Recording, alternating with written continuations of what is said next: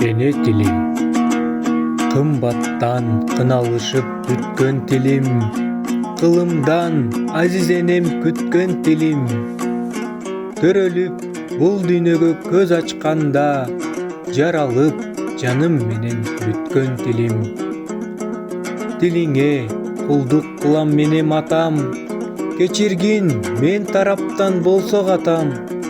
Сен сүйгөн, сен сүйлөгөн ушул тилде кубултуп безеп ырдап келе жатам. Бул тилдин кылдат кымбат сырын ачам, канымды сыя кылып китеп жазам.